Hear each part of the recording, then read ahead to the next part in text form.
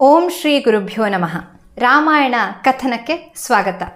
ಕಳೆದ ಸಂಚಿಕೆಯಲ್ಲಿ ನಾನು ಬಾಲಕಾಂಡದ ಕಥೆಯನ್ನು ಮುಗಿಸಿ ಇನ್ನು ಅಯೋಧ್ಯಾಕಾಂಡವನ್ನು ಶುರು ಮಾಡ್ತೇನೆ ಅಂತ ಹೇಳಿದ್ದೆ. ಆದರೆ ನನಗೇನಿಸ್ತು ಅಂತಂದರೆ, ಬಾಲಕಾಂಡದ ಕಥೆಗಳನ್ನು ನಾನು ಇಲ್ಲಿ ತನಕ 31 ಎಪಿಸೋಡ್ಗಳಲ್ಲಿ ಮಾಡಿದ್ದೀನಿ. ಅಂದರೆ ಬಿಡಿ ಬಿಡಿಯಾದ ಸಂಚಿಕೆ ಅದು. ಯಾಕೆ ಬಾಲಕಾಂಡದ ಕಥೆಯನ್ನು ಸಂಪೂರ್ಣವಾಗಿ ಒಂದೇ ಎಪಿಸೋಡಲ್ಲಿ ಹೇಳಬಾರ್ದು ಅಂತ ನನಗೆ ಅನ್ನಿಸ್ತು. ಹಾಗಾಗಿ ಇವತ್ತು ಬಾಲಕಾಂಡದ ಸಂಪೂರ್ಣ ಕಥೆಯನ್ನು ಶುರುವಿಂದ ಹಿಡಿದು ಬಾಲಕಾಂಡ ಮುಗಿಯೋ ತನಕದ ಅಷ್ಟು ಕಥೆಯನ್ನು ಹೇಳ್ತಾ ಇದ್ದೀನಿ. ಹಾಗಾಗಿ ಈ ಸಂಚಿಕೆ ಇಷ್ಟು ಉದ್ದಾಗಿದೆ. ಹಾಗಂತ ನೀವು ಅಷ್ಟು ಕಥೆಯನ್ನು ನೋಡಬೇಕಾಗಿದ್ದೇನಿಲ್ಲ. ಏನು ಮಾಡಿದ್ದೀನಿ ಅಂತಂದರೆ, ನಾನಿಲ್ಲಿ ಚಾಪ್ಟರ್ ಆಗಿ ಕ್ರಿಯೇಟ್ ಮಾಡಿದ್ದೀನಿ. ನಿಮಗೆ ಯಾವ ಕಥೆಯನ್ನು ಕೇಳಬೇಕು ಅಂತ ಅನಿಸುತ್ತೋ ಅಲ್ಲಿ ಹೋಗಿ ಆ ಟೈಮ್ ಮೇಲೆ ಒತ್ತಿದ್ರೆ ನಿಮಗೆ ಬೇಕಾಗಿರೋ ಕಥೆಯನ್ನು ಕೇಳ್ಕೋಬಹುದು.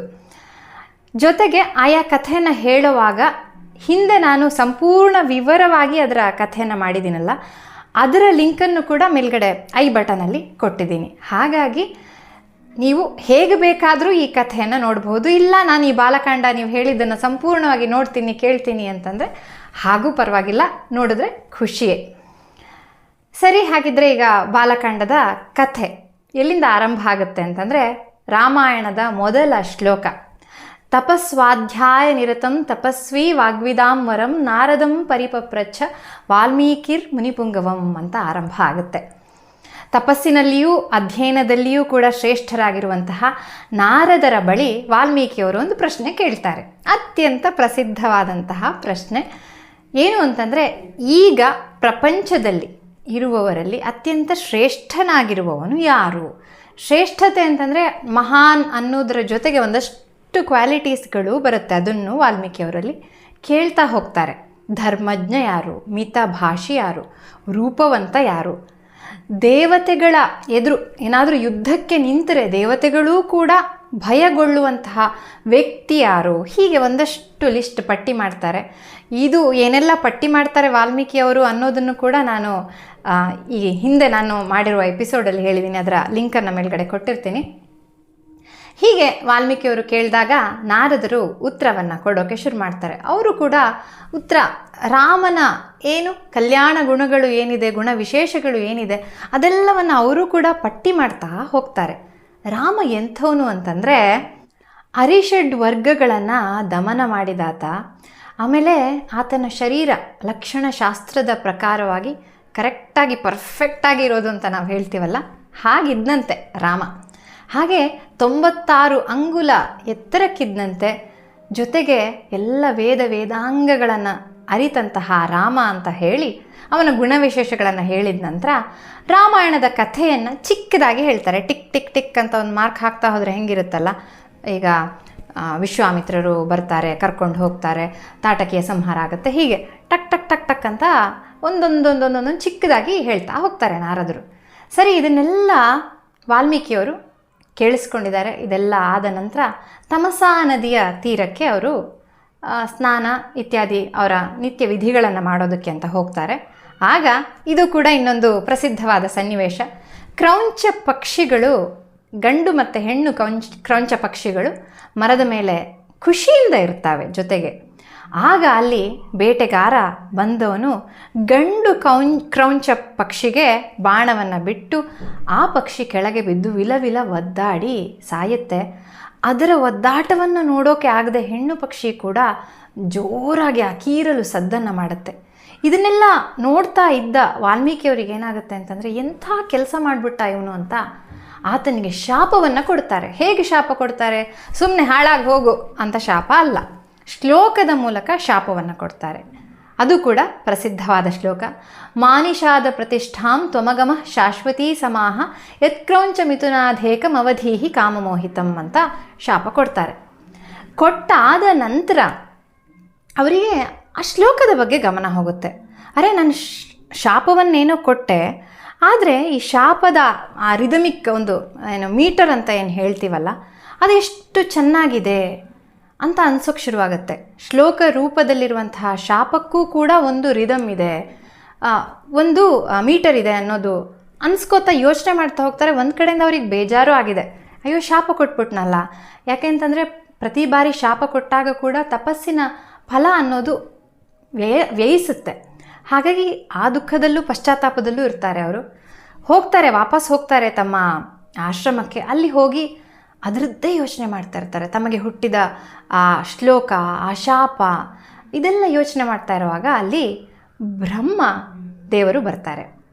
ಬಂದು ಅವರನ್ನು ಸ್ವಾಗತಿಸುವ ರೀತಿಯಲ್ಲಿ ಸ್ವಾಗತಿಸಿದ್ರೂ ಕೂಡ ವಾಲ್ಮೀಕಿ ಅವರಿಗೆ ತಲೆಯೊಳಗಡೆ ಈ ಶ್ಲೋಕವೇ ಹೋಗ್ತಾ ಇರುತ್ತೆ. ಆಗ ಬ್ರಹ್ಮನಿಗೆ ಆಂತರ್ಯ ತಿಳಿಯುತ್ತೆ ವಾಲ್ಮೀಕಿಯವರದ್ದು. ಬ್ರಹ್ಮ ಹೇಳ್ತಾನೆ, ನೋಡು, ನೀನೇನು ಶಾಪ ಕೊಟ್ಟಿಯಲ್ಲ, ಅದು ನನ್ನ ಇಚ್ಛೆಯಿಂದಲೇ ಆಗಿರುವಂಥದ್ದು. ಪ್ರಾಸಬದ್ಧವಾಗಿ ಲಯಬದ್ಧವಾಗಿ ಇರುವಂತಹ ಈ ಶ್ಲೋಕ, ನೀನೇನು ಈಗಷ್ಟೇ ಶಾಪ ಕೊಟ್ಟಿಯಲ್ಲ, ಅದೇ ರೀತಿಯಲ್ಲಿ ಇಡೀ ರಾಮಾಯಣವನ್ನು ರಚನೆ ಮಾಡುವಂಥ ಬ್ರಹ್ಮ ಹೇಳೋದರ ಜೊತೆಗೆ ನಿನಗೆ ರಾಮಾಯಣದ ಸಂಪೂರ್ಣ ರಹಸ್ಯಗಳು ಕೂಡ ವೇದ್ಯವಾಗುತ್ತೆ ಅನ್ನುವ ಆಶೀರ್ವಾದವನ್ನು ಮಾಡಿ ಬ್ರಹ್ಮ ಹೊರಟು ಹೋಗ್ತಾರೆ. ಅದಾದ ನಂತರ ವಾಲ್ಮೀಕಿಯವರು ಯೋಗಾರೂಢರಾಗಿ ಕುಳಿತು ಎಲ್ಲ ದೃಶ್ಯಗಳನ್ನು ಕೂಡ ತಮ್ಮ ಮನಃಪಟಲದಲ್ಲಿ ಚಿತ್ರಿಸಿಕೊಳ್ತಾ ಹೋಗ್ತಾರೆ. 24,000 ಶ್ಲೋಕವನ್ನು, ರಾಮಾಯಣದ ಶ್ಲೋಕಗಳನ್ನು ರಚಿಸ್ತಾರೆ. ಇಷ್ಟಾದ ನಂತರ ಅದನ್ನು ಉಪದೇಶ ಮಾಡಬೇಕಲ್ಲ. ಈಗಿನ ಕಾಲದ ಥರ ಪುಸ್ತಕಗಳಾಗಲಿ ಅಥವಾ ಯಾವುದೋ ಒಂದು ಮಾಧ್ಯಮವಾಗಲಿ ತುಂಬ ದೊಡ್ಡ ಮಟ್ಟದಲ್ಲಿ ಇಲ್ಲದೇ ಇರುವಂತಹ ಕಾಲ, ಬಾಯಿಂದ ಬಾಯಿಗೆ ಹೋಗ್ತಾ ಇದ್ದಂತಹ ಕಾಲ ಅದು. ಹಾಗಾಗಿ ಉಪದೇಶ ಕೊಟ್ಟು ಅದನ್ನು ಚೆನ್ನಾಗಿ ಹಾಡುವವರು ಬೇಕಾಗಿತ್ತು. ಯಾರಿದ್ದಾರೆ ಅಂತ ಯೋಚನೆ ಮಾಡ್ತಾ ಇರೋವಾಗ ಅವರ ಕಾಲಿಗೆ ಲವಕುಶರು ಎರಗುತ್ತಾರೆ, ನಮಸ್ಕಾರ ಮಾಡ್ತಾರೆ. ಅರೆ, ಲವಕುಶರಿದ್ದಾರಲ್ವಾ ಅಂತ ಅವರಿಗೆ ಖುಷಿಯಾಗುತ್ತೆ. ಯಾಕೆ ಅಂತಂದರೆ ಲವಕುಶರು ಅತ್ಯಂತ ಸಮರ್ಥರು. ಅವರು ಸಂಗೀತದ ಅಷ್ಟೂ ರಹಸ್ಯಗಳನ್ನು ಬಲ್ಲವರಾಗಿದ್ದರು. ಜೊತೆಗೆ ಇಂಪಾದ ಕಂಠ, ಜೊತೆಗೆ ಸಾತ್ವಿಕರು, ವೇದಾಂಗಗಳನ್ನು ಅರಿತವರು. ಅಂದರೆ ಈಗ ವಾಲ್ಮೀಕಿಯವರು ಹೇಳಿಕೊಟ್ರೆ ಅದನ್ನು ಅರ್ಥ ಮಾಡಿಕೊಂಡು ಎದುರಿಗಿರುವವರಿಗೆ ಸುಶ್ರಾವ್ಯವಾಗಿ ಹಾಡಬಲ್ಲಂತಹ ಸಾಮರ್ಥ್ಯ ಇದ್ದಂತಹ ಲವಕುಶರವರು. ಎಷ್ಟಂದರೂ ರಾಮ ಸೀತೆಯರ ಮಕ್ಕಳಲ್ವೇ. ಅವರಿಗೆ ಉಪದೇಶವನ್ನು ಕೊಡ್ತಾರೆ ವಾಲ್ಮೀಕಿಯವರು. ಕೊಟ್ಟ ನಂತರ ಮೊದಲು ಋಷಿಗಳ ಸಮ್ಮುಖದಲ್ಲಿ ಹಾಡ್ತಾರೆ. ಅವರಿಂದ ಮೆಚ್ಚುಗೆಯನ್ನು ಪಡೆದ ನಂತರ ಎಲ್ಲಿಗೆ ಹೋಗ್ತಾರೆ ಅಂದರೆ ಅಯೋಧ್ಯೆಯ ರಾಜ ಬೀದಿಯಲ್ಲಿ ಹಾಡೋದಕ್ಕೆ ಶುರು ಮಾಡ್ತಾರೆ. ಅಲ್ಲಿ ಒಂದು ದಿನ ರಾಮ ಅವರನ್ನು ನೋಡಿ ಎಷ್ಟು ಚೆನ್ನಾಗಿ ಹಾಡ್ತಿದ್ದಾರಲ್ಲ ಅಂತ ಹೇಳಿ ಅರಮನೆಗೆ ಕರ್ಕೊಂಡು ಬರ್ತಾನೆ. ಇಲ್ಲಿ ರಾಮ ಮತ್ತು ಲವಕುಶರ ಮೊದಲ ಭೇಟಿ ಅಂತ ಆಗೋದು ಇದೇ ಜಾಗದಲ್ಲಿ. ಅದಾದಮೇಲೆ ರಾಮಾಯಣ ಆಖ್ಯಾನವನ್ನು ಅವರು ಅಲ್ಲಿ ಹಾಡೋಕ್ಕೆ ಶುರು ಮಾಡ್ತಾರೆ. ಎಲ್ಲ ಸಭಿಕರ ಮುಂದೆ ಹಾಡ್ತಾರೆ. ರಾಮಾಯಣದ ಕಥೆ ಶುರುವಾಗುತ್ತೆ. ಕೋಸಲವೆಂಬ ದೇಶದಲ್ಲಿ ಅಯೋಧ್ಯ ಎನ್ನುವ ನಗರವಿದೆ. ಆ ನಗರ ಅತ್ಯದ್ಭುತ ನಗರ. ಇಡೀ ವಿಶ್ವದಲ್ಲಿಯೇ, ಪ್ರಪಂಚದಲ್ಲಿಯೇ ಅಂತಹ ಇನ್ನೊಂದು ನಗರ ಇರಲಿಲ್ವಂತೆ. ಅದನ್ನು ನೋಡೋದಕ್ಕಾಗಿ ದೇಶ ವಿದೇಶಗಳಿಂದ ರಾಜರುಗಳು ಬರ್ತಾಯಿದ್ರು. ಅಲ್ಲಿಯ ಬೀದಿಗಳು ಅಷ್ಟು ಸುಂದರವಾಗಿದ್ದವು. ಅಷ್ಟೇ ಅಲ್ಲ, ಅಲ್ಲಿರುವ ಪ್ರಜೆಗಳು ಕೂಡ ಅಕ್ಷರಸ್ಥರು, ಸದಾಕಾಲ ದಾನ ಮಾಡ್ತಾ ಇದ್ದವರು, ಬಡವರೊಬ್ಬರೂ ಇರಲಿಲ್ಲ. ಅಲ್ಲಿ ಎಲ್ಲರೂ ಕೂಡ ಸ್ಥಿತಿವಂತರೇ ಆಗಿದ್ದಂತಹ ಅಯೋಧ್ಯೆಯಲ್ಲಿ ಸೈನಿಕರಿರಬಹುದು, ಮಂತ್ರಿಗಳಿರಬಹುದು, ಅವರೆಲ್ಲರೂ ಕೂಡ ಅತ್ಯದ್ಭುತ ಗುಣಗಳನ್ನು ಹೊಂದಿದ್ದವರು. ಅದು ಆ ವಿವರಗಳಿದೆಯಲ್ಲ, ಅಯೋಧ್ಯೆ ಹೇಗಿತ್ತು, ಅಲ್ಲಿ ಮಂತ್ರಿಗಳು ಹೇಗಿದ್ದರು, ಪ್ರಜೆಗಳು ಹೇಗಿದ್ದರು, ಇದೆಲ್ಲವನ್ನು ನಾನು ಹಿಂದೆ ಮಾಡಿದ ಸಂಚಿಕೆಯಲ್ಲಿ ಹೇಳಿದ್ದೇನೆ. ಖಂಡಿತ ನೋಡಿ, ಅತ್ಯದ್ಭುತ ವಿವರಗಳು ಅಲ್ಲಿರುವಂಥದ್ದು. ಹೀಗಿತ್ತ ಅಯೋಧ್ಯ ನಗರಿ, ಇದ್ದರೆ ಹೀಗಿರಬೇಕು. ಈಗಲೂ ಕೂಡ ಯಾಕೆ ರಾಮರಾಜ್ಯ ಅಂತ ಹೇಳ್ತಾರೆ, ಯಾಕೆ ಅಯೋಧ್ಯೆಯನ್ನು ಪ್ರಪಂಚದ ಶ್ರೇಷ್ಠ ರಾಜಧಾನಿ ಅಂತ ಪರಿಗಣಿಸ್ತಾರೆ ಅಂತಂದರೆ ಆ ವಿವರವನ್ನು ಕೇಳಿದ್ರೆ ಗೊತ್ತಾಗುತ್ತೆ. ಹಾಗಾಗಿ ದಯವಿಟ್ಟು ಹಿಂದೆ ಹೋಗಿ ಆ ಸಂಚಿಕೆಯನ್ನು ನೋಡಿ. ನಾನು ಅದರ ಲಿಂಕನ್ನು ಕೂಡ ಕೊಟ್ಟಿದ್ದೀನಿ. ಹೀಗಿರುವಂತಹ ಅಯೋಧ್ಯೆಯಲ್ಲಿ ದಶರಥ ಹೇಗಿದ್ದ? ನಾವು ಸಾಮಾನ್ಯವಾಗಿ ದಶರಥನನ್ನು ಹೇಗೆ ಕಾಣ್ತೀವಿ ಅಂತಂದರೆ ಪಾಪದ ಒಂಥರ ಒಂದಷ್ಟು ಕಡೆ ಚಿತ್ರಿತ ಆಗ್ತಾನೆ. ಯಾಕಂದರೆ ನಮಗೆ ದಶರಥ ಸಾಮಾನ್ಯವಾಗಿ ಹೊರಗಡೆ ಏನು ನಾವು ಕೇಳ್ತೀವಲ್ಲ ಕಥೆ, ಮೊದಲನೇದಾಗಿ ದಶರಥ ಪುತ್ರರಿಲ್ಲ ಅಂತ ಕೊರಗ್ತಾನೆ. ಆಮೇಲೆ ಯಾಗವನ್ನು ಮಾಡ್ತಾನೆ. ಅದಾದಮೇಲೆ ವಿಶ್ವಾಮಿತ್ರರು ಬಂದು ಮಗನನ್ನು ಕಳಿಸು ಅಂತ ಹೇಳ್ತಾರೆ. ಅವಾಗ ಕಳಿಸೋದಕ್ಕೆ ರೆಡಿ ಇಲ್ಲ. ಏನಪ್ಪ ಹೇಳಿ ಇವನು ಅಂತ ಅನಿಸುತ್ತೆ. ಅದಾದ ಮೇಲೆ ಕಾಣಸಿಗೋದು ಪುತ್ರ ಶೋಕದಲ್ಲಿ ಕಾಣಸಿಗ್ತಾನೆ ದಶರಥ.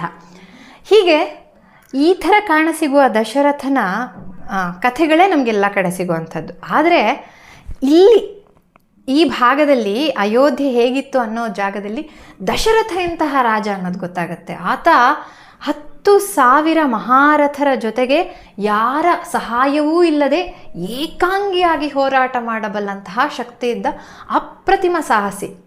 ಜೊತೆಗೆ ದೃಷ್ಟಿತ್ವ ಅನ್ನೋದು ತುಂಬ ಸಮರ್ಥವಾಗಿತ್ತಂತೆ. ಬಹಳ ಮುಂದೆ ಆಗೋದನ್ನು ಯೋಚನೆ ಮಾಡಿ ಮಾಡೋವಂತಹ ಶಕ್ತಿ. ಜೊತೆಗೆ ಯಾಗಗಳನ್ನು ಮಾಡಿ ಆತನೂ ಕೂಡ ವೇದಾಂಗದ ಅಷ್ಟು ರಹಸ್ಯವನ್ನು ತಿಳಿದಿದ್ದಂತಹ ಎಲ್ಲ ಏನು ಜ್ಞಾನದ ಭಂಡಾರವಾಗಿದ್ದಂತಹ ವ್ಯಕ್ತಿ ಆತ.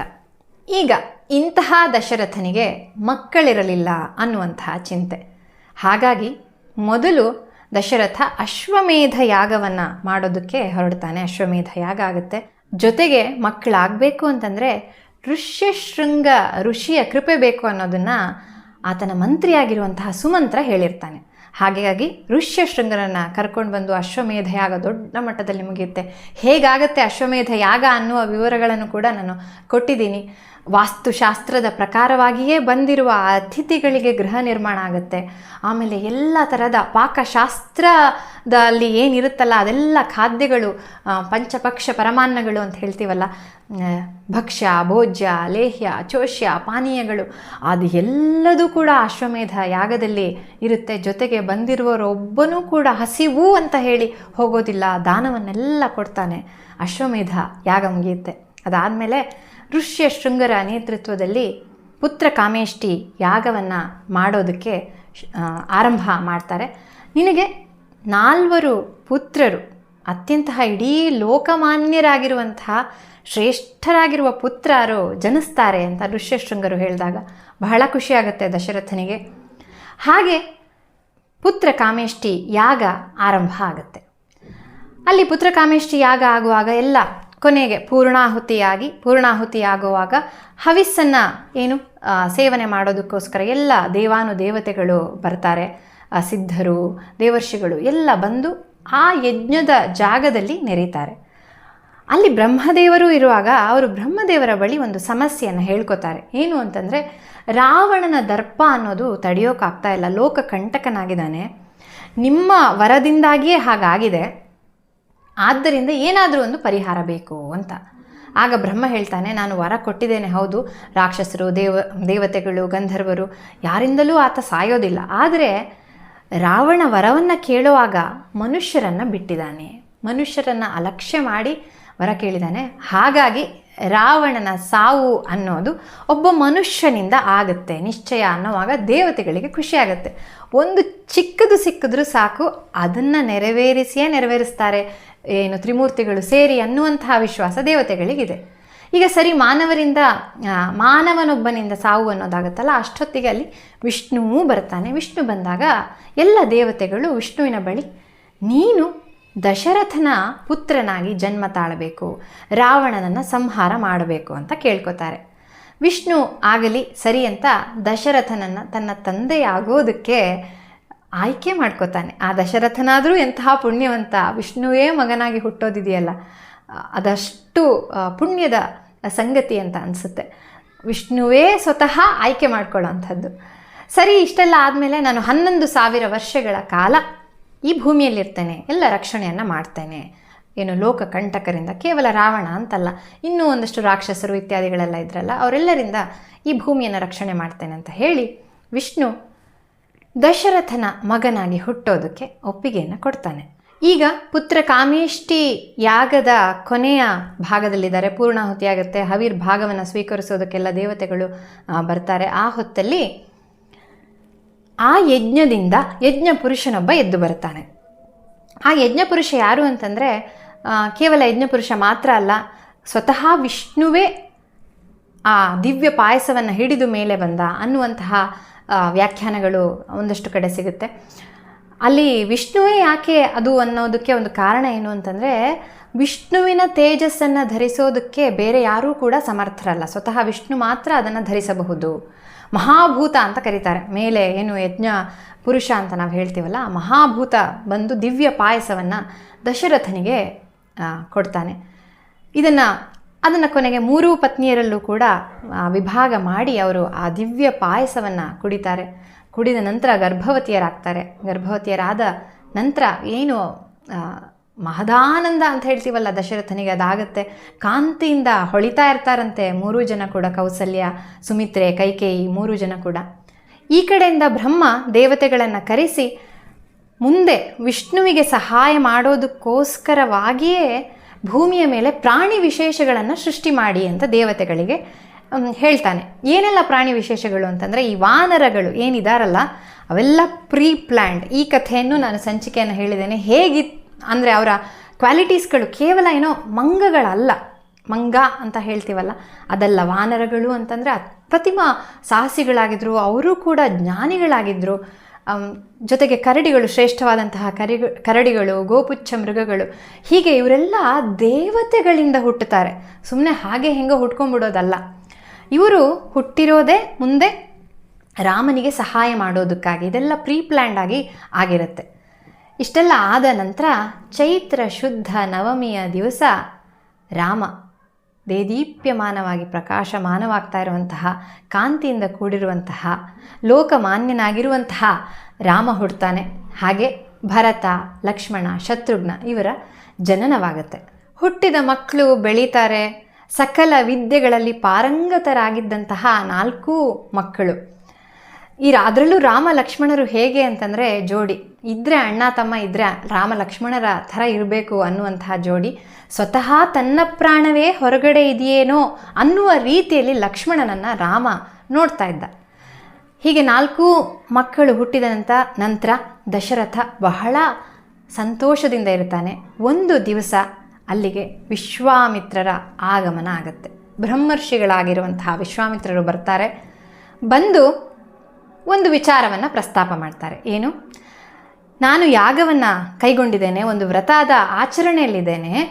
ಆದರೆ ಆ ಯಾಗಕ್ಕೆ ಸುಬಾಹು ಮಾರೀಚರು ಕಂಟಕವನ್ನು ತರ್ತಾ ಇದ್ದಾರೆ. ಹೇಗೆ? ರಕ್ತ ಮಾಂಸಾದಿಗಳನ್ನು ಹಾಕಿ ಆ ಯಜ್ಞವನ್ನು ಭಂಗಗೊಳಿಸ್ತಾ ಇದ್ದಾರೆ. ಹಾಗಾಗಿ ನಿನ್ನ ಸಹಾಯ ಕೋರಿ ನಾನು ಬಂದಿದ್ದೇನೆ ಅನ್ನುವಾಗ ನೀವೇನೇ ಹೇಳಿ ನಾನು ಮಾಡಿಬಿಡ್ತೇನೆ ಅಂತ ದಶರಥ ಮೊದಲೇ ಪ್ರತಿಜ್ಞೆ ಮಾಡಿಬಿಟ್ಟಿರ್ತಾನೆ. ವಿಶ್ವಾಮಿತ್ರರು ಕೇಳೋಕ್ಕಿಂತ ಮೊದಲೇ ನೀವೇನಾದರೂ ಹೇಳಿ ನಾನು ಮಾಡೋದಕ್ಕೆ ತಯಾರಿದ್ದೇನೆ ಅಂತ. ಸರಿ, ಇದನ್ನೆಲ್ಲ ಹೇಳಿದ ನಂತರ ವಿಶ್ವಾಮಿತ್ರರು ಏನು ಹೇಳ್ತಾರೆ ಅಂತಂದರೆ, ಇದಕ್ಕೋಸ್ಕರ ನೀನು ಮಾಡಬೇಕಾದ್ದೇನು ಅಂತಂದರೆ ರಾಮನನ್ನು ಕಳುಹಿಸಿ ಕೊಡಬೇಕು. ನೀನು ರಾಮನನ್ನು ಯಾಕಾಗಿ ಕಳುಹಿಸಿ ಕೊಡೋದಿಲ್ಲ ಅಂತ ನಿನಗನ್ನಿಸ್ಬೋದು ಅಂತಂದರೆ, ಒಂದು ಪುತ್ರ ವಾತ್ಸಲ್ಯದ ಕಾರಣದಿಂದಾಗಿ. ಆದರೆ ಹಾಗೆ ಅನ್ಕೋಬೇಡ, ರಾಮನಿಗೆ ಆ ಸಾಮರ್ಥ್ಯ ಇದೆ. ರಾಮನಲ್ಲದೆ ಬೇರೆ ಯಾರೂ ಕೂಡ ಅವರನ್ನು ಸಂಹಾರ ಮಾಡೋದಕ್ಕೆ ಸಾಧ್ಯ ಇಲ್ಲ ಅನ್ನೋದನ್ನು ಹೇಳ್ತಾ, ರಾಮ ಯಾರು ಅನ್ನೋದು ಕೂಡ ನನಗೆ ಗೊತ್ತಿದೆ. ಇಲ್ಲಿರುವ ವಸಿಷ್ಠರು, ಬೇರೆ ಋಷಿಗಳಿಗೆ ಕೂಡ ರಾಮ ಯಾರು ಅನ್ನೋದು ಗೊತ್ತಿದೆ. ಹಾಗಾಗಿ ಯಾವುದೇ ಕಾರಣಕ್ಕೂ ಹಿಂದು ಮುಂದೆ ಯೋಚನೆ ಮಾಡದೆ ರಾಮನನ್ನು ಕಳುಹಿಸಿಕೊಡು. ಜಾಸ್ತಿ ದಿವಸ ಏನೂ ಆಗೋದಿಲ್ಲ, ಕೇವಲ 9-10 ದಿವಸಗಳಲ್ಲಿ ಈ ಯಜ್ಞ ಕೂಡ ಮುಗಿಯುತ್ತೆ ಅನ್ನೋದನ್ನು ಹೇಳಿದಾಗ ದಶರಥ ಥರಗುಟ್ಟಿ ಹೋಗಿಬಿಡ್ತಾನಂತೆ. ಎಂಥದೋ ಒಂದು ಕೆಟ್ಟ ಸಂಗತಿಯನ್ನು ಹೇಳಿದಾಗ ಹೇಗಾಗುತ್ತಲ್ಲ ಹಾಗಾಗಿ ದಶರಥ ಕೂತ ಸಿಂಹಾಸನದಿಂದ ಕೆಳಗೆ ಉರುಳಿ ಬೀಳ್ತಾನೆ. ಆತ ಎಂತಹ ಸಾಹಸಿ ಅನ್ನೋದು ಗೊತ್ತು, ನಾನು ಹಿಂದೆ ಹೇಳಿದೆ. ಆದರೂ ಕೂಡ ಮಗನ ವಿಚಾರ ಬಂದಾಗ ದಶರಥನಿಗೆ ತಡ್ಕೊಳ್ಳೋದಕ್ಕೆ ಆಗೋದಿಲ್ಲ, ಯಾತನೆ ಆಗುತ್ತೆ. ಗೋಗರಿತಾನೆ ವಿಶ್ವಾಮಿತ್ರನ ಹತ್ರ ದಶರಥ, ಬೇಡ ಅವನೊಬ್ಬನನ್ನು ಬಿಟ್ಟು ಬಿಡಿ, ನಾನು ಬರ್ತೇನೆ, ಜೊತೆಗೆ ನನ್ನ ಅಕ್ಷೋಹಿಣಿ ಸೈನ್ಯ ಇದೆ ಅದನ್ನು ಕರ್ಕೊಂಡು ಬರ್ತೇನೆ. ಆದರೆ ರಾಮನನ್ನು ಬೇಡ. ಯಾಕಿಷ್ಟು ಪುತ್ರ ವಾತ್ಸಲ್ಯ ಅಂತ ನಿಮ್ಗೆ ಅನ್ನಿಸ್ಬಹುದು. ಆತ ಇನ್ನೂ 16 ವರ್ಷ ತುಂಬದ ಬಾಲಕ. ಜೊತೆಗೆ 60,000 ವರ್ಷಗಳ ಕಾಲ, ನಾನು ಹುಟ್ಟಿ 60,000 ವರ್ಷಗಳ ಕಾಲ ನನಗೆ ಮಕ್ಕಳೇ ಇರಲಿಲ್ಲ. ಯಾಗ ಯಜ್ಞಗಳನ್ನೆಲ್ಲ ಮಾಡಿ ಬಹಳ ಕಷ್ಟದಿಂದ ಪಡೆದಿರುವಂತಹ ಮಗ ಇವನು. 4 ಜನ ಇದ್ದಾರಲ್ಲ, ಇವನೇ ಯಾಕಬೇಕು ಅಂತ ಕೇಳಬಹುದು. ಆದರೆ ರಾಮ ನನಗೆ ಅತ್ಯಂತ ಪ್ರಿಯ, ಕಳಿಸೋದಕ್ಕಾಗೋದಿಲ್ಲ. ಸರಿ, ಈಗ ನೀವು ಈ ರಾಕ್ಷಸರ ಜೊತೆ ಹೋರಾಟ ಮಾಡಬೇಕು ಅಂತ ಹೇಳ್ತಿದ್ದೀರಲ್ಲ, ಯಾರವರು, ಅವರ ಹಿನ್ನೆಲೆ ಏನು, ಅವ್ರನ್ನೊಬ್ಬರು ಏನೋ ಒಂದು ಬಾಸ್ ಇರ್ತಾರಲ್ಲ, ಅವ್ರು ಯಾರು ಅನ್ನೋ ರೀತಿಯಲ್ಲಿ ಕೇಳ್ತಾನೆ ದಶರಥ. ಆಗ ಹೀಗೆ ರಾವಣನ ವಿಚಾರವನ್ನು ಹೇಳ್ತಾರೆ ವಿಶ್ವಾಮಿತ್ರರು. ವಿಶ್ರವಸ ಮುನಿಯ ಮಗನಾಗಿರುವಂತಹ ರಾವಣ ಲೋಕಕಂಟಕನಾಗಿದ್ದಾನೆ. ಈ ಎಲ್ಲ ರಾಕ್ಷಸರಿಗೆ ಇವನೇ ಪ್ರೇರಣೆ. ಅಂದರೆ ಇವನು ನೇರವಾಗಿ ಬರ್ತಾ ಇಲ್ಲ, ಎದುರೆದುರು ಬಂದು ಏನೋ ಕೆಟ್ಟ ಕೆಲಸನ ಮಾಡ್ತಾ ಇಲ್ಲ. ಆದರೆ ಇವರೆಲ್ಲ ಆತನ ಪ್ರೇರಣೆಯಿಂದಾಗಿ ಇದನ್ನು ಮಾಡ್ತಾ ಇದ್ದಾರೆ ಅಂತ ಹೇಳೋವಾಗ ದಶರಥ ಇಷ್ಟೋ ತನಕ ಸುಬಾಹು ಬಾರಿಚ ಅಂತಾಗಿತ್ತು, ಈಗ ಅಯ್ಯಯ್ಯೋ ರಾವಣನ ಅಂತ ಆಗಿಬಿಡುತ್ತೆ. ಆತನ ಎದುರು ನಿಲ್ಲೋದಕ್ಕೆ ಯಾರಿಗೂ ಸಾಧ್ಯ ಇಲ್ಲ, ಸ್ವತಃ ದೇವತೆಗಳಿಗೆ ಆಗೋದಿಲ್ಲ. ಇನ್ನು ನನ್ನ ರಾಮ ಸಾಧ್ಯನಾ, ಯಾಕಿಂತಹ ಬೇಡಿಕೆಯನ್ನು ಇಡ್ತೀರಾ ಅಂತ ಗೋಗರದು ಸಾಧ್ಯವೇ ಇಲ್ಲ ಅಂತ ಹೇಳುವಾಗ ವಿಶ್ವಾಮಿತ್ರರಿಗೆ ಸಿಟ್ಟು ಬಂದ್ಬಿಡುತ್ತೆ. ಸರಿ, ರಘುವಂಶದಲ್ಲಿ ಹುಟ್ಟಿ ನೀನು ಪ್ರತಿಜ್ಞಾ ಭಂಗವನ್ನು ಮಾಡಿದಂತಹ ಒಂದು ದೋಷಕ್ಕೆ ಒಳಗಾಗ್ತೀಯಾ, ನೀನು ಅದಕ್ಕೆ ತಯಾರಿದ್ದೀಯಾ ಅಂತಂದರೆ ಇರು, ಒಳ್ಳೆಯದಾಗಲಿ ಅಂತ ಹೊರಟು ಬಿಡ್ತಾರೆ. ಅವರು ಹೊರಟು ನಿಂತಾಗ ಇಡೀ ಭೂಮಿಯೇ ಏನು ಭೂಕಂಪನ ಆಯ್ತೇನೋ ಅನ್ನುವ ರೀತಿಯಲ್ಲಿ ಅಲುಗಾಡೋಕ್ಕೆ ಶುರುವಾಗುತ್ತಂತೆ. ದೇವತೆಗಳು ಭಯಭೀತರಾಗ್ತಾರೆ. ಆಗ ವಸಿಷ್ಠರು ಬಂದು ದಶರಥನಿಗೆ ಒಪ್ಪಿಸ್ತಾರೆ, ಕನ್ವಿನ್ಸ್ ಮಾಡ್ತಾರೆ. ಏನು ಅಂತಂದರೆ, ವಿಶ್ವಾಮಿತ್ರರು ಕರ್ಕೊಂಡು ಹೋಗ್ತಾ ಇರೋರು ಸಾಮಾನ್ಯರಲ್ಲ, ಅವರು ವಿಶ್ವಾಮಿತ್ರರ ಕೃಪೆಯಿಂದ ಆತ ಹೋಗ್ತಿದ್ದಾನೆ ಅಂತಂದರೆ ಆತ ಯಾವ ರಾಕ್ಷಸರು ಆತನನ್ನು ಏನು ಎದುರು ನಿಲ್ಲೋದಕ್ಕೆ ಸಾಧ್ಯ ಇಲ್ಲ. ವಿಶ್ವಾಮಿತ್ರರ ಶಕ್ತಿ ಏನು ಅನ್ನೋದು ನನ್ನನ್ನು ಬಿಟ್ಟು 3 ಲೋಕದಲ್ಲಿ ಯಾರಿಗೂ ಗೊತ್ತಿಲ್ಲ.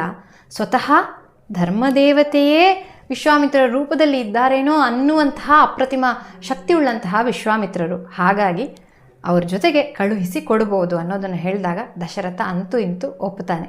ಒಪ್ಪಿ ರಾಮನನ್ನು ಕಳಿಸಿಕೊಡ್ತಾನೆ. ರಾಮ ಹೋದ ಅಂತಂದರೆ ಜೊತೆಗೆ ನಮ್ಮ ಲಕ್ಷ್ಮಣ ಇರಲೇಬೇಕಲ್ವ, ಲಕ್ಷ್ಮಣನು ಕೂಡ ಹೋಗ್ತಾನೆ. ಸರಿ, ಮುಂದಕ್ಕೆ ನಡ್ಕೊಂಡು ಹೋಗ್ತಾ ಇರ್ತಾರೆ. ಅಲ್ಲಿ ಸರಯೂ ನದಿ ತೀರದಲ್ಲಿ ನಡ್ಕೊಂಡು ಹೋಗ್ತಾ ಇರುವಾಗ ಅಲ್ಲಿ ಬಲ ಮತ್ತು ಅತಿಬಲ ಎನ್ನುವ ಮಹಾವಿದ್ಯೆಗಳ ಮೂಲ ಮಂತ್ರವನ್ನು ಉಪದೇಶ ಮಾಡ್ತಾರೆ ವಿಶ್ವಾಮಿತ್ರರು. ಏನಿದು ಅಂತಂದರೆ ಆ ವಿದ್ಯೆಯನ್ನು ಪಡೆದಾಗ ಏನಾಗುತ್ತೆ ಅನ್ನೋ ವಿವರಗಳನ್ನು ಕೂಡ ನಾನು ಹಿಂದಿನ ಸಂಚಿಕೆಯಲ್ಲಿ ಕೊಟ್ಟಿದ್ದೀನಿ. ಎಷ್ಟೇ ಯುದ್ಧ ಮಾಡಿದ್ರೂ ಕೂಡ ಸುಸ್ತಾಗೋದಿಲ್ಲ, ಜ್ವರ ಇತ್ಯಾದಿ ಉಪದ್ರವಗಳು ಬರೋದಿಲ್ಲ, ರಾಕ್ಷಸರಿಂದ ಯಾವತ್ತೂ ಕೂಡ ಪರಾಭವ ಅನ್ನೋದು ಇರೋದಿಲ್ಲ, ಹಸಿವು ಬಾಯಾರಿಕೆ ಅನ್ನುವಂಥದ್ದು ಕೂಡ ಇರೋದಿಲ್ಲ. ಇಂತಹ ಬಲ ಅತಿಬಲ ವಿದ್ಯೆಯದು. ಇಷ್ಟಾಗಿ ಮುಂದುವರಿದು ಅಲ್ಲಿ ಮಲದ ಮತ್ತು ಕರುಷ ಎನ್ನುವ ಜಾಗಕ್ಕೆ ಬರ್ತಾರೆ. ಆ ಜಾಗ ಏನಿದು ಅನ್ನೋದು ಆ ಪ್ರಶ್ನೆಯನ್ನು ರಾಮ ಕೇಳ್ತಾನೆ. ರಾಮ ತಾನು ನಡ್ಕೊಂಡು ಬರುವ ಹಾದಿಯಲ್ಲಿ ಹೀಗೆ ಪ್ರಶ್ನೆಗಳನ್ನು ಕೇಳ್ತಾನೆ ಇರ್ತಾನೆ. ಇಲ್ಲಿ ಬಂದಾಗ ಹಿಂದೆ ಇದು ಅತ್ಯುತ್ತಮ ಜಾಗ ಆಗಿತ್ತು, ಆದರೆ ಈಗ ತಾಟಕಿಯ ಕಾರಣದಿಂದಾಗಿ ಈ ಜಾಗ ಈ ಥರ ಆಗ್ಬಿಟ್ಟಿದೆ, ಜನವಸತಿ ಅನ್ನೋದಿಲ್ಲ, ತಾಟಕಿಯ ಭಯಕ್ಕೆ ಹೀಗಾಗಿದೆ, ನೀನು ತಾಟಕಿಯನ್ನು ಮುಂದೆ ಎದುರಿಸಬೇಕಾಗತ್ತೆ ಅನ್ನೋದನ್ನು ವಿಶ್ವಾಮಿತ್ರರು ಹೇಳ್ತಾರೆ. ಹಾಗೆ ತಾಟಕಿಯ ವಿವರಗಳನ್ನು ಕೊಡ್ತಾರೆ ವಿಶ್ವಾಮಿತ್ರರು. ಸುಕೇತು ಎನ್ನುವ ಯಕ್ಷನ ಮಗಳು, ಅವಳಿಗೆ ಅಷ್ಟು ಶಕ್ತಿ ಎಲ್ಲಿಂದ ಅಂತಂದರೆ, ಸುಕೇತು ಬ್ರಹ್ಮನನ್ನು ಕುರಿತು ತಪಸ್ಸು ಮಾಡಿದಾಗ ಬ್ರಹ್ಮನಿಂದ ವರ ಸಿಕ್ಕಿರುತ್ತೆ. 1000 ಆನೆಗಳ ಬಲವನ್ನು ಆಕೆ ಪಡೆದಿರ್ತಾಳೆ. ಆದರೆ ಅಗಸ್ತ್ಯರ ಶಾಪದ ಕಾರಣದಿಂದಾಗಿ ಆಕೆಗೆ ಈ ಘನಘೋರ ಸ್ವರೂಪ ಬಂದಿರುತ್ತೆ. ಜೊತೆಗೆ ಮಾರೀಚನಿಗೂ ಕೂಡ ಅಗಸ್ತ್ಯರೇ ಶಾಪವನ್ನು ಕೊಟ್ಟಿರ್ತಾರೆ. ರಾಕ್ಷಸನಾಗು ನೀನು, ರಾಕ್ಷಸನ ಸ್ವಭಾವವನ್ನು ಹೊಂದು ಅಂತ ಅಗಸ್ತ್ಯರ ಶಾಪ ಸಿಕ್ಕಿರುತ್ತೆ.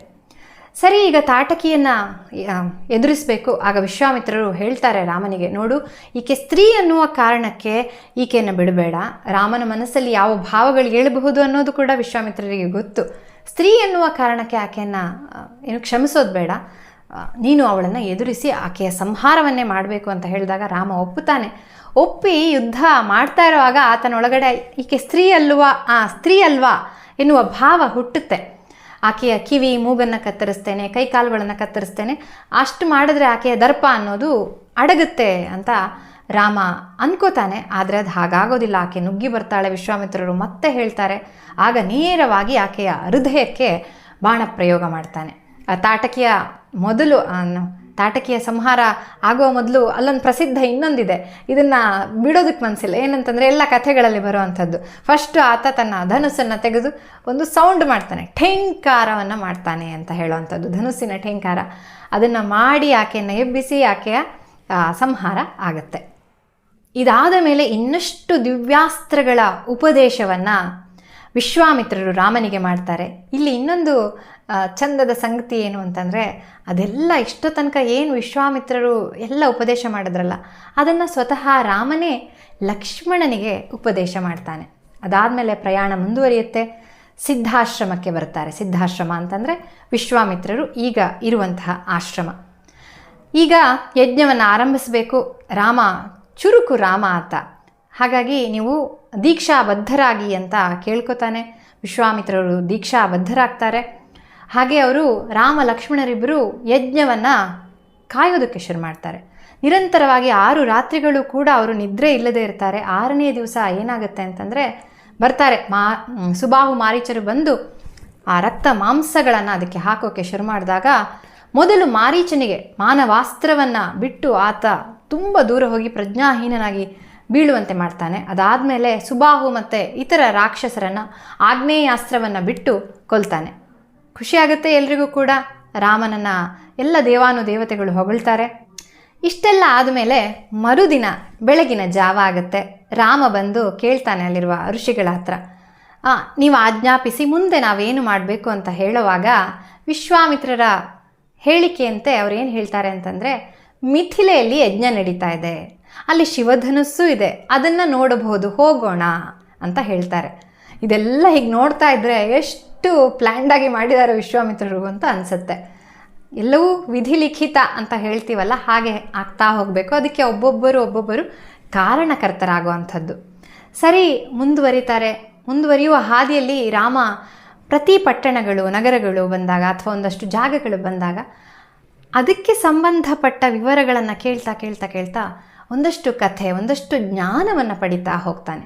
ಇವೆಲ್ಲ ಬಿಡಿಯಾಗಿ ತಾವಾಗಿ ಒಂದೊಂದು ಅದ್ಭುತ ಕಥೆಗಳು. ಇದನ್ನು ನಾನು ಹಿಂದಿನ ಸಂಚಿಕೆಯಲ್ಲಿ ಎಲ್ಲ ವಿವರವಾಗಿ ಹೇಳಿದ್ದೇನೆ. ಮೊದಲನೇದಾಗಿ ಕನ್ಯಾ ಕುಬ್ಜೆಯರ ಕಥೆ ಬರುತ್ತೆ. ಕುಶನಾಭನ 100 ಹೆಣ್ಣು ಮಕ್ಕಳು, ಅದಾದ ನಂತರ ಶಿವಪಾರ್ವತಿಯರ ಮದುವೆ ನಂತರದ ಕಥೆ, ಹಾಗೆ ಪಾರ್ವತಿ ದೇವತೆಗಳಿಗೆ ಶಾಪ ಕೊಟ್ಟಂತಹ ಕಥೆ, ಷಣ್ಮುಖ ಹುಟ್ಟುವಂತಹ ಕಥೆ, ಸಗರನ ಕಥೆ, 60,000 ಮಕ್ಕಳು ಒಂದಷ್ಟು ಲಕ್ಷ ಕಿಲೋಮೀಟರ್ ಭೂಮಿಯನ್ನು ಅಗೆದಂತಹ ಕಥೆ, ಅದು ಕೂಡ ಬಹಳ ಸೊಗಸಾದ ಕಥೆ. ಹಾಗೆ ಭಗೀರಥ ಪ್ರಯತ್ನದ ಅತ್ಯಂತ ಪ್ರಸಿದ್ಧ ಕಥೆಯು ಬರುತ್ತೆ ಇಲ್ಲೇ. ಅದಾದ ಮೇಲೆ ಗಂಗಾವತರಣದ ಕಥೆ, ಭೂಮಿಗೆ ಬರ್ತಾಳೆ ಆ ಗಂಗೆ, ಆ ಕಥೆಯೂ ಕೂಡ ಅದ್ಭುತ. ಸಮುದ್ರ ಮಥನದ ಕೊನೆಯಲ್ಲಿ ಏನಾಯಿತು, ದ್ವಿತೀಯ 1000 ವರ್ಷಗಳ ತಪಸ್ಸು, ಅದಾದ ನಂತರ ಅಹಲ್ಯ ಶಾಪ ವಿಮೋಚನೆಯ ಕಥೆ ಬರುತ್ತೆ. ಈ ಕಥೆಗಳೆಲ್ಲ ನೇರವಾಗಿ ರಾಮನಿಗೆ ಸಂಬಂಧಪಟ್ಟದ್ದಲ್ಲ, ಆದರೆ ಅತ್ಯದ್ಭುತ ಕಥೆಗಳು. ಖಂಡಿತ ಅದರ ಲಿಂಕನ್ನು ಕೊಟ್ಟಿದ್ದೀನಿ, ಆ ಕಥೆಗಳನ್ನು ನೋಡಿ. ಗಂಗಾವತರಣದ ಕಥೆ ಅಂತೂ ನನ್ನ ಅಚ್ಚುಮೆಚ್ಚಿನ ಕಥೆ. ಅದು ಭಗೀರಥ ಪ್ರಯತ್ನ ಅನ್ನೋದಂತ ಇದೆಯಲ್ಲ, ಅಂದರೆ ಒಬ್ಬ ಮನುಷ್ಯ ಸಾಧಿಸಿದರೆ ಏನು ಮಾಡಬಹುದು ಅನ್ನೋದಕ್ಕೆ ಭಗೀರಥ ಸಾಕ್ಷಿಯಾಗಿ ನಿಲ್ತಾನೆ. ಇದಾದ ನಂತರ ಈಗ ಗೌತಮರ ಆಶ್ರಮಕ್ಕೆ ರಾಮನ ಪ್ರವೇಶ ಆಗುತ್ತೆ. ಕೇಳ್ತಾನೆ ರಾಮ, ಯಾಕೆ ಹೀಗಿದೆ, ಇದು ನೋಡಿದ್ರೆ ಒಬ್ಬ ಋಷಿ ಆಶ್ರಮ ಥರ ಕಾಣಿಸ್ತಾ ಇದೆ, ಆದರೆ ಯಾರೂ ಇಲ್ವಲ್ಲ ಅಂತ ಹೇಳುವಾಗ ಅಹಲ್ಯೆ ಮತ್ತು ಗೌತಮರ ಕಥೆಯನ್ನು ವಿಶ್ವಾಮಿತ್ರರು ಹೇಳ್ತಾರೆ. ಒಮ್ಮೆ ಅಹಲ್ಯೆ ಏಕಾಂಗಿಯಾಗಿ ಆಶ್ರಮದಲ್ಲಿದ್ದಾಗ ಇಂದ್ರ ಗೊತ್ತಿದ್ದು ಅಲ್ಲಿ ಯಾರೂ ಇಲ್ಲ ಅಂತ ಕನ್ಫರ್ಮ್ ಮಾಡಿಕೊಂಡೇ ಬರ್ತಾನೆ. ಯಾರ ವೇಷದಲ್ಲಿ? ಗೌತಮರ ವೇಷದಲ್ಲಿ ಬಂದು ಅಹಲ್ಯೆಯನ್ನು ಸೇರಿದಾಗ ಅಹಲ್ಯೆಗೂ ಗೊತ್ತಿರುತ್ತೆ ಇದು ಬಂದಿರೋದು ಇಂದ್ರ ಅಂತ. ಇಬ್ಬರು ತಪ್ಪು ಮಾಡಿರ್ತಾರೆ. ಗೌತಮರು ಬರ್ತಾರೆ, ಪ್ರವೇಶ ಮಾಡಿ ಶಾಪ ಕೊಟ್ಟು ಬಿಡ್ತಾರೆ ಅಹಲ್ಯೆಗೆ. ಏನಂತ ಶಾಪ?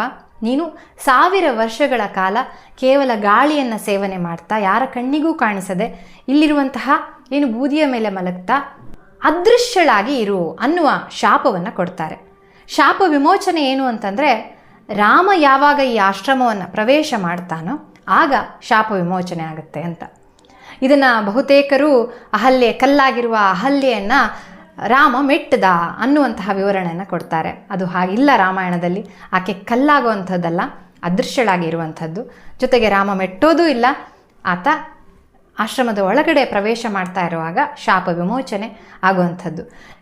ಅಹಲ್ಯೆಯ ಶಾಪ ವಿಮೋಚನೆ ಆದ ನಂತರ ಮಿಥಿಲೆಗೆ ಪ್ರವೇಶ ಮಾಡ್ತಾರೆ ರಾಮ, ಲಕ್ಷ್ಮಣ, ವಿಶ್ವಾಮಿತ್ರರು. ಅಲ್ಲಿ ಶತಾನಂದರು ಇರ್ತಾರೆ. ಶತಾನಂದರು ಯಾರು ಅಂತಂದರೆ ಅಹಲ್ಯೆ ಮತ್ತು ಗೌತಮರ ಜ್ಯೇಷ್ಠ ಪುತ್ರರು, ಜನಕನ ಪುರೋಹಿತರಾಗಿರ್ತಾರೆ. ಅವರಿಗೆ ಈ ಶಾಪ ವಿಮೋಚನೆ ಕಥೆ ಕೇಳಿ ಖುಷಿಯಾಗುತ್ತೆ. ಜೊತೆಗೆ ವಿಶ್ವಾಮಿತ್ರರ ಕಥೆಯನ್ನು, ಜೀವನ ವೃತ್ತಾಂತವನ್ನು ರಾಮನಿಗೆ ಶತಾನಂದರು ವಿವರಿಸ್ತಾ ಹೋಗ್ತಾರೆ.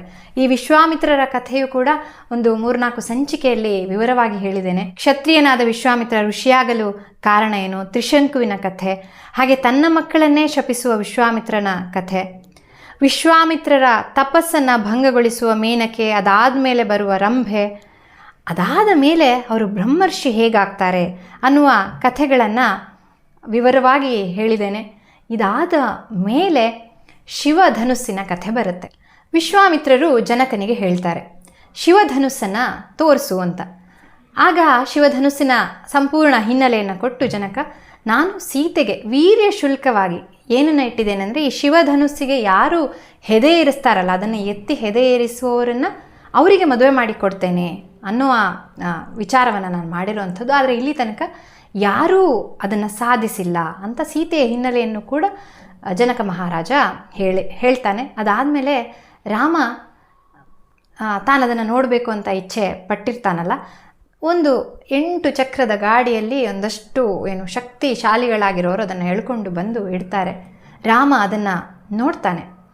ಜನಕ ಮಹಾರಾಜನಿಗೆ ಇಲ್ಲಿಯ ತನಕ ಯಾರೂ ಕೂಡ ಎತ್ತೋದಕ್ಕೆ ಸಾಧ್ಯ ಆಗದೇ ಇರುವಂತಹ ಶಿವಧನುಸ್ಸು ಅದು. ಒಬ್ಬ ಮನುಷ್ಯನಿಗೆ ಎತ್ತೋದಕ್ಕೆ ಸಾಧ್ಯವೇ ಅನ್ನುವ ಶಂಕೆ ಇರುತ್ತೆ. ಅದನ್ನು ಜನಕ ಮಹಾರಾಜ ಬಾಯ್ಬಿಟ್ಟು ಹೇಳ್ತಾನೆ ಕೂಡ. ವಿಶ್ವಾಮಿತ್ರರು ನಸುನಗುತ್ತಾರೆ. ರಾಮನಿಗೆ ನೋಡು ಅದನ್ನು ಅಂತಷ್ಟೇ ಹೇಳ್ತಾರೆ. ಸರಿ, ಈಗ ರಾಮ ಶಿವಧನುಸ್ಸನ್ನು ನೋಡ್ತಾನೆ. ನೋಡಿ ಕೈ ಮುಗಿದು ಇದನ್ನು ಮುಟ್ಟಬೇಕು ಅನ್ನುವ ಅಪೇಕ್ಷೆ ಇದೆ. ಹಾಗೆ ಸಾಧ್ಯ ಆದರೆ ನಾನು ಅದಕ್ಕೆ ತೋಲನ ಪೂರಣ ಶರಸಂಧಾನ ಮಾಡಲು ಯತ್ನಿಸ್ತೇನೆ ಅಂತ ಹೇಳ್ತಾನೆ. ಅಂದರೆ ಮಾಡಿಬಿಡ್ತೀನಿ ಅಂತ ಹೇಳೋದಿಲ್ಲ, ಯತ್ನಿಸುತ್ತೇನೆ ಅಂತ ಹೇಳ್ತಾನೆ. ರಾಮ ನಗು ನಗುತ್ತಾ ಅದನ್ನು ಆರಾಮಾಗಿ ಎತ್ತಿ ಬಿಡ್ತಾನೆ. ಎತ್ತಿ ಆ ಶಿಂಜಿನಿಯನ್ನು ಎಳೆದು ಕಟ್ತಾನೆ. ರಾಮನಿಗಿಂತ ಎತ್ತರವಾಗಿದ್ದಂತಹ ಶಿವಧನುಸ್ಸು ಅದು. ಕಟ್ತಾನೆ. ಆ ಶಿಂಜಿನಿಯನ್ನು ಎಳೆದು ಕಟ್ಟುವಾಗ ಅದು ಮಧ್ಯಭಾಗದಲ್ಲಿ ಆ ಧನುಸ್ಸು ಏನಿದೆಯಲ್ಲ ತುಂಡಾಗಿ ಬೀಳುತ್ತೆ.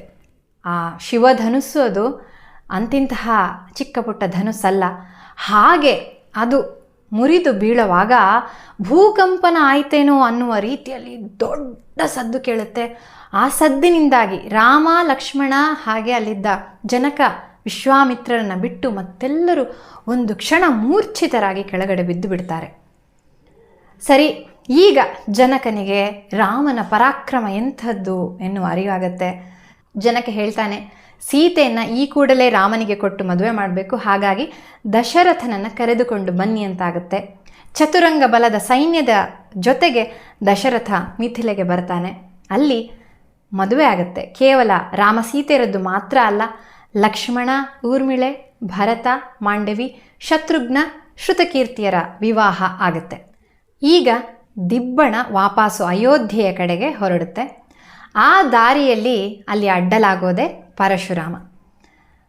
ಆತ ನೀನು ಶಿವಧನುಸ್ಸನ್ನು ಭಂಗ ಮಾಡಿದೆ ಅನ್ನೋದನ್ನು ಕೇಳಿ ನಾನು ನಿನ್ನನ್ನು ನೋಡೋದಕ್ಕೆ ಬಂದೆ. ನನ್ನ ಬಳಿ ವೈಷ್ಣವ ಧನು ಇದೆ. ಇದನ್ನೂ ಕೂಡ ನೀನು ಎತ್ತಿ ಅದಕ್ಕೇನಾದರೂ ಶಿಂಜಿನಿಯನ್ನು ಎಳೆದು ಕಟ್ಟಿದೆ ಅಂತಾದರೆ ನಾನು ನಿನ್ನ ಜೊತೆಗೆ ದ್ವಂದ್ವ ಯುದ್ಧವನ್ನು ಮಾಡ್ತೇನೆ ಅಂತ ಸವಾಲೆಸಿತಾನೆ. ನೀನು ಶಕ್ತನೇ ಆಗಿದ್ದಲ್ಲಿ ಆ ಕೆಲಸವನ್ನು ಮಾಡು ಅಂತ ಪರಶುರಾಮ ಹೇಳ್ತಾನೆ. ರಾಮ ಪಕ್ಕದಲ್ಲಿ ದಶರಥ ಇದ್ದಾನೆ ಅನ್ನೋ ಕಾರಣಕ್ಕೆ ಹೆಚ್ಚೇನು ಮಾತನಾಡೋದಿಲ್ಲ. ಹೊತ್ತಲ್ಲಿ ಮಾತನಾಡದೆ ಆದರೂ ಕೂಡ ಆತನಿಗೆ ಕೋಪ ಬಂದಿರುತ್ತೆ. ಕೋಪ ಬಂದು ಆತ ಹೇಳ್ತಾನೆ, ಒಬ್ಬ ಅಶಕ್ತರನ್ನು ಮಾತನಾಡಿಸುವ ರೀತಿ ನೀವು ನನ್ನನ್ನು ಮಾತಾಡಿಸಿದ್ರಿ, ನೋಡ್ತಾ ಇರಿ ಅಂತ ಹೇಳ್ತಾ ವೈಷ್ಣವ ಧನುವನ್ನು ಲೀಲಾಜಾಲವಾಗಿ ಎತ್ತಿ ಆ ಶಿಂಜಿನಿಯನ್ನು ಎಳೆದು ಕಟ್ಟಿ ಅದಕ್ಕೆ ಬಾಣವನ್ನು ಹೂಡ್ತಾನೆ. ಒಂದು ಬಾಣವನ್ನು ಹೂಡಿದ ನಂತರ ಅದನ್ನು ಪ್ರಯೋಗ ಮಾಡಲೇಬೇಕು. ಕೇಳ್ತಾನೆ, ನೋಡಿ ನೀವು ಬ್ರಾಹ್ಮಣರು, ಜೊತೆಗೆ ನನ್ನ ಗುರುವಾದ ವಿಶ್ವಾಮಿತ್ರರ ಮೊಮ್ಮಗ, ಹಾಗಾಗಿ ನಿಮ್ಮ ಮೇಲೆ ಪ್ರಯೋಗ ಮಾಡೋದಕ್ಕಾಗೋದಿಲ್ಲ. ಎಲ್ಲಿಗೆ ಪ್ರಯೋಗ ಮಾಡಲಿ? ನಿಮ್ಮ ತಪಸ್ಸಿನ ಫಲವಾಗಿರುವಂತಹ ಎಲ್ಲ ಒಂದಷ್ಟು ಲೋಕಗಳು ಪರಶುರಾಮರ ತಪಸ್ಸಿದ್ದಿಂದ ಆಗಿತ್ತಂತೆ. ಅದಕ್ಕೆ ಈ ಬಾಣ ಪ್ರಯೋಗ ಮಾಡಲೋ ಅಥವಾ ಸ್ವೇಚ್ಛಾಗಮನದ ನಿಮ್ಮ ಏನು ಸಿದ್ಧಿ ಇದೆಯಲ್ಲ ಅದಕ್ಕೆ ಮಾಡಲೋ ಅಂತ ಕೇಳಿದಾಗ ಪರಶುರಾಮ ಅದನ್ನೆಲ್ಲ ನೋಡ್ತಾ ಬೆರಗಾಗಿ ದಂಗಾಗಿ ದಿಗ್ಭ್ರಮೆಯಿಂದ ನಿಂತವನು, ನೀನು ನನ್ನ ಸ್ವೇಚ್ಛಾಗಮನಕ್ಕೆ ಈ ಪ್ರಯೋಗವನ್ನು ಮಾಡು, ನೀನು ಯಾರು ಅಂತ ನನಗೆ ಗೊತ್ತಾಯಿತು, ಸ್ವತಃ ವಿಷ್ಣುವೇ ನೀನು ಅನ್ನೋದನ್ನು ಹೇಳಿ, ಸ್ವೇಚ್ಛಾಗಮನ ಯಾಕಾಗಿ ಪರಶುರಾಮನಿಗೆ ಬೇಕಾಗಿತ್ತು ಅಂತಂದರೆ ಮಹೇಂದ್ರ ಪರ್ವತಕ್ಕೆ ವಾಪಸ್ಸು ಹೋಗಬೇಕು, ಭೂಮಿಯಲ್ಲಿರುವ ಹಾಗಿಲ್ಲ, ಕಶ್ಯಪರು ಅದನ್ನು ಕೇಳ್ಕೊಂಡಿರುವಂಥದ್ದು. ಹಾಗಾಗಿ ಸ್ವೇಚ್ಛಾಗಮನ ಬೇಕು ನನಗೆ ಅಂತ ಹೇಳ್ತಾ ಅದನ್ನು ಇಟ್ಕೋತಾರೆ. ರಾಮ ಬಾಣ ಪ್ರಯೋಗ ಮಾಡ್ತಾನೆ. ಯಾವುದಕ್ಕೆ ಅಂತಂದರೆ ಈ ಉತ್ತಮೋತ್ತಮವಾದ ಲೋಕವನ್ನು ಪಡೆದಿರುವಂತಹ ಏನು ಅವರ ತಪಸ್ಸಿದ್ದಿರುತ್ತಲ್ಲ ಅಲ್ಲಿಗೆ ಬಾಣ ಪ್ರಯೋಗ ಆಗುತ್ತೆ. ಪರಶುರಾಮರು ಮಹೇಂದ್ರ ಪರ್ವತಕ್ಕೆ ಹೊರಡ್ತಾರೆ. ಪರಶುರಾಮ ಹಾಗೆ ಹೊರಟ ನಂತರ ವೈಷ್ಣವ ಧನುವನ್ನು ವರುಣನ ಬಳಿ ನಿಕ್ಷೇಪ ರೂಪವಾಗಿ ಇಡೋದಕ್ಕೆ ರಾಮ ಕೊಡ್ತಾನೆ. ಅದಾದ ನಂತರ ಅಯೋಧ್ಯೆಗೆ ದಿಬ್ಬಣ ಬರುತ್ತೆ. ಅತ್ಯಂತ ಖುಷಿಯಿಂದ ಅಯೋಧ್ಯ ನಗರ ವಾಸಿಗಳು ಅವರೆಲ್ಲರನ್ನ ಸ್ವಾಗತಿಸ್ತಾರೆ. ಎಲ್ಲರೂ ಅಲ್ಲಿ ಖುಷಿಯಾಗಿ ನಗರವನ್ನು ಪ್ರವೇಶ ಮಾಡಿ ನಂತರ ಏನಾಗುತ್ತೆ ಅಂತಂದರೆ ಭರತ ಹಾಗೆ ಶತ್ರುಘ್ನ ಇಬ್ಬರು ಕೂಡ ಕೇಕೆಯ ರಾಜ್ಯಕ್ಕೆ ಹೊರಡ್ತಾರೆ. ರಾಮ ಮತ್ತು ಸೀತೆಯರು ತಮ್ಮ ದಾಂಪತ್ಯ ಜೀವನವನ್ನು ಆರಂಭಿಸ್ತಾರೆ. ಅವರ ಪ್ರೇಮ ಎಷ್ಟು ಅನ್ಯೋನ್ಯವಾಗಿತ್ತು ಅನ್ನೋವಂಥದ್ದನ್ನು ಹಿಂದಿನ ಸಂಚಿಕೆಯಲ್ಲಿ ನಾನು ಹೇಳಿದ್ದೆ. ರಾಮ ಏನಾದರೂ ಭಾವನೆ ಆತನ ಹೃದಯದಲ್ಲಿ ಹುಟ್ಟಿತು, ಒಂದು ಯೋಚನೆ ಹುಟ್ಟಿತು ಅಂತಂದರೆ ಟಕ್ಕಂತ ಸೀತೆಗೆ ತಿಳಿತಾ ಇತ್ತು, ಬಾಯ್ಬಿಟ್ಟು ಹೇಳಬೇಕಾಗಿರಲಿಲ್ಲ. ಅದೇ ರೀತಿ ಸೀತೆಯ ಹೃದಯದಲ್ಲಿ ಯಾವುದೇ ಯೋಚನೆ ಹೊರಟರೂ ಕೂಡ ರಾಮನಿಗೆ ತಿಳಿತಾ ಇತ್ತು. ಅಂತಹ ಒಂದು ವಿಶೇಷವಾದ ಅತ್ಯದ್ಭುತವಾದ ಅನ್ಯೋನ್ಯವಾದಂತಹ ಪ್ರೀತಿ ಅವರದ್ದಾಗಿತ್ತು. ಸ್ವತಃ ವಿಷ್ಣು ಮತ್ತು ಲಕ್ಷ್ಮಿಯರು ಇದ್ದ ರೀತಿಯಲ್ಲಿ ಅವರು ಅಯೋಧ್ಯೆಯಲ್ಲಿ 12 ವರ್ಷಗಳ ಕಾಲ ಜೀವನವನ್ನು, ತಮ್ಮ ದಾಂಪತ್ಯ ಜೀವನವನ್ನು ಸಾಗಿಸ್ತಾರೆ. ಇಲ್ಲಿಗೆ ಬಾಲಕಾಂಡದ ಕಥೆ ಮುಗಿಯುತ್ತೆ. ಬಹುಶಃ ಹೀಗೆ ಒಟ್ಟಿಗೆ ಬಂಚಾಗಿ ಬಾಲಕಾಂಡದ ಕಥೆಯನ್ನು ಕೊಟ್ಟಿದ್ದು ಒಂದಷ್ಟು ಜನಕ್ಕೆ ಸಹಾಯ ಆಗುತ್ತೆ ಅಥವಾ ಸಹಾಯ ಆಗಲಿ ಅಂತ ಅಂದ್ಕೋತೇನೆ. ಮುಂದೆ ಅಯೋಧ್ಯ ಕಾಂಡದ ಕಥೆ ಬರುತ್ತೆ. ನೀವು ಇದನ್ನು ಬಿಡಿಯಾಗಿಯೂ ನೋಡಬಹುದು ಈ ಕಥೆಗಳನ್ನು. ಅದಕ್ಕೋಸ್ಕರ ಆ ಚಾಪ್ಟರ್ಗಳ ಮೇಲೆ ಕ್ಲಿಕ್ ಮಾಡಿ. ಬಾಲಕಾಂಡದ ಕಥೆ ಅನ್ನೋದು ನಿರ್ವಿಘ್ನವಾಗಿ ಸಾಂಗೋಪಾಂಗವಾಗಿ ನೆರವೇರಿದ್ದಕ್ಕೆ ಆ ಶ್ರೀರಾಮನಿಗೆ ನಮಿಸ್ತಾ, ನಿಮಗೆ ಈ ಕಥೆ ಇಷ್ಟವಾದಲ್ಲಿ ಖಂಡಿತ ಸ್ನೇಹಿತರ ಜೊತೆಗೆ ಹಂಚಿಕೊಳ್ಳಿ ಅಂತ ಕೇಳಿಕೊಳ್ತಾ, ಜೈ ಶ್ರೀರಾಮ್.